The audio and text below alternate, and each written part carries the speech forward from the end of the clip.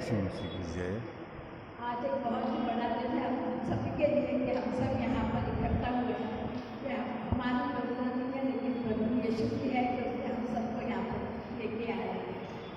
हमारी जब हम लोग क्रिश्चियन कहलाते हैं, हमारी हर दिन हर समय एक गवाही होती है, लेकिन उस गवाही को ऐसे नज़रअंदाज कर देते हैं।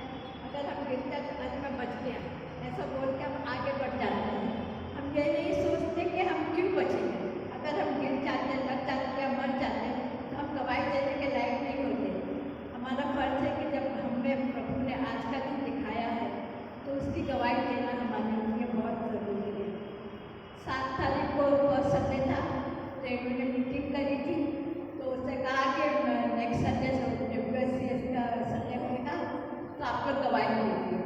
वही संडे के दिन मैंने गवाही दे दी थी। मैंने कहा मैंने गवाही दे दी है। और फिर क्या हो गया कि मैं 14 तारीख को नहीं आ सकती। नेक्स्ट डे 7 तारीख को उसने ये कहा मुझसे, और 8 तारीख को रात को मैं जब सोने जा रही थी तो मेरा पोता आ गया मेरे पास, कहने लगे आज मैं आपके पास सोता हूँ। तो जब वो कभी आता है तो वो AC ऑन करता है। उसने AC ऑन करी और मुझे बगैर फैन के नहीं रहता है, मैंने फैन भी ऑन किया। हम दोनों सोए। सुबह 5 बज गए, तो 5 बजे ऐसा हुआ कि पास आने लगी वायर चली। तो उठा, रौनक उसका नाम उठा और उसको शायद AC में से आई थी, उसने AC बंद कर दी।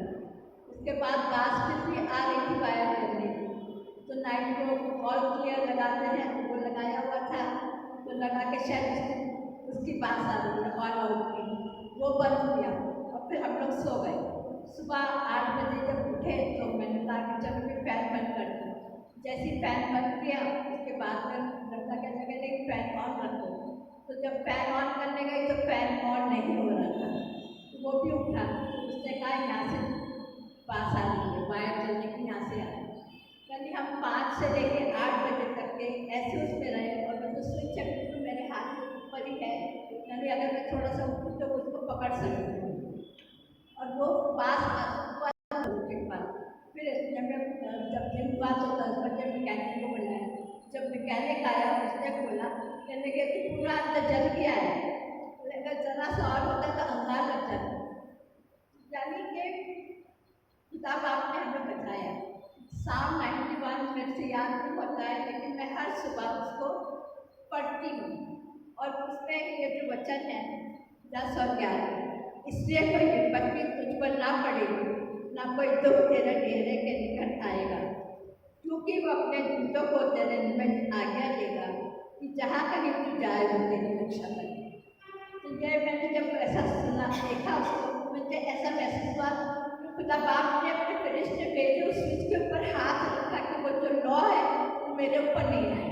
और क्योंकि वो स्विच बहुत 30 साल का 40 साल पुराना था, तो उसमें जल्दी से आग नहीं पकड़ी। अगर आज का होता तो वो मैकेनिक में बना, अगर आज का होता तो आपके घर में तो आग लग गई होती। इसके लिए खुदा का धन्यवाद करती हूँ। 14 तारीख को मैं नहीं आ सकी क्योंकि मेरे बेटे की तबीयत एकदम अचानक खराब हो गई, हाई BP हो गया, उसको एडमिट किया।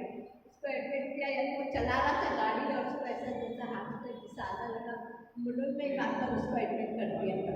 फिर रात को मुझे मालूम पड़ा और मैं तो घर पे हम लोग ने दुआ करनी शुरू करी, और उसके बाद एक पूरी रात को हॉस्पिटल में रहा, पर थैंक गॉड उससे बाहर निकला और नेक्स्ट डे वो आ गया। तो हमारे जीवन में गवाही देना बहुत ज़रूरी होता है। हम कहते हैं कि हाँ तो पिता की मेहरबानी है, उसने ठीक किया, थैंक गॉड करके अब छोड़ देते हैं, लेकिन हर पल हमारी गवाही से बना रहता है। जैसे हम सुबह उठते हैं, ये भी एक पिता की मेहरबानी होती है, उनका चमत्कार होता है, तो उसने हमें नया दिन दिखाया। और रात के दिन यही मैं सोच रही थी, मैं पूरे हफ्ते में मेरी भी तबीयत ठीक नहीं थी, मैं यही दुआ कर रही थी कि जितने भी लोग यहाँ पर आए सब आशीष रहे, और उसमें मैं भी शामिल होगी। तो इसके लिए मैं खुदा को कोटि कोटि धन्यवाद करती